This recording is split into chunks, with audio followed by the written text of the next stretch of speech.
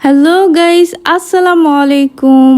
আশা করি সবাই ভালো আছেন। আমিও ভালো আছি আলহামদুলিল্লাহ। এই মুহূর্তে যে বাজারটি দেখতেছেন এটা হচ্ছে ব্রাহ্মণবাড়িয়ার সরাইল। তো আমি আজকে যাচ্ছি হচ্ছে নাসিরনগর কুলিকুন্ডা গ্রামে শত বছরের ঐতিহ্য শুটকি মেলায়। নাসিরনগরে এই মেলার ঐতিহ্য দীর্ঘদিনের। তার আগে আমি এই জায়গাটার কথা বলিনি। আমার কাছে এই জায়গাটা নিয়ে আমি দুইবার আসছি, আমার দুইবারই অনেক ভালো লাগছে। প্রথমবারই এই জায়গাটার প্রেমে পড়ে গেছি, সেকেন্ড বার তো আরও, কারণ আমার কাছে প্রকৃতি সব সময় ভালো লাগে। আমি হচ্ছে প্রকৃতি প্রেমিকা, দ্যাটস ওয়াই আমার কাছে প্রকৃতি সব সময় ভালো লাগে। আর এই জায়গাটা এক্সাক্ট এটা কোন জায়গা আমি জানি না।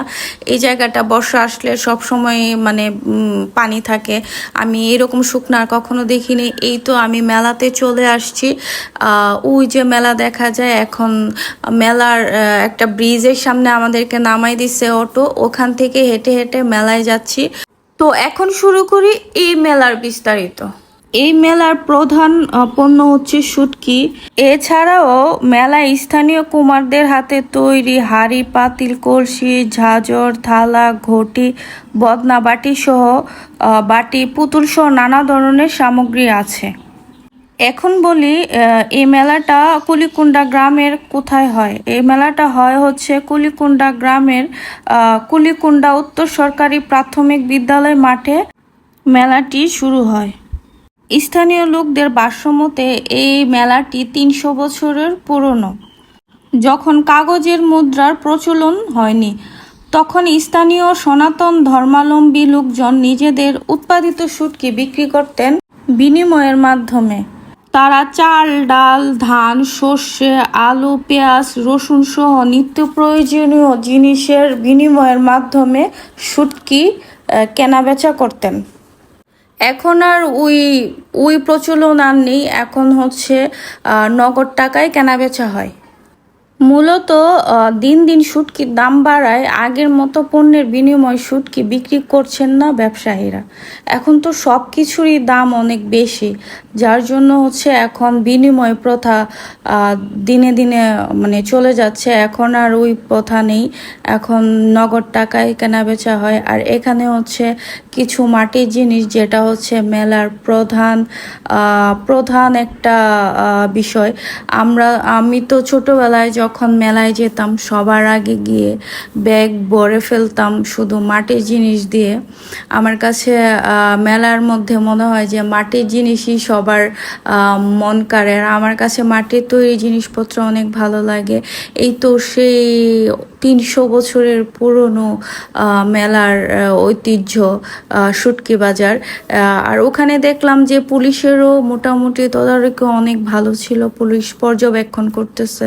আমার কাছে যেটা অনেক সেফটি মনে হয়েছে। সব জায়গাতে অনেকগুলা পুলিশ ছিল। আমি যেখানে যেখানে গেছি ওইখানেই দেখছি যে পুলিশরা পর্যবেক্ষণ করছে, যেটা নাকি আমি তো মেলায় যাওয়ার আগে ভাবতেছিলাম আবার গিয়ে কোনো বিপদে পড়ি, কোনো ঝগড়া টগড়া হয়, কিন্তু ওই রকম কোনো ওয়ে ছিল না, কারণ অনেকগুলা পুলিশ ছিল, পর্যবেক্ষণ চলছিল। এই যে এটা হচ্ছে বিশাল বড় একটা কাতলা মাছের একটা শুটকি। আমার জীবনে প্রথম দেখলাম কাতলা মাছের শুটকি। বিভিন্ন রকমের সামুদ্রিক শুটকি হতে নদীর মাছের শুটকিও ছিল, অনেক রকম শুটকি ছিল। এত কিছুর নাম নিতে পারবো না, প্রায় ২৫০ জাতের হবে।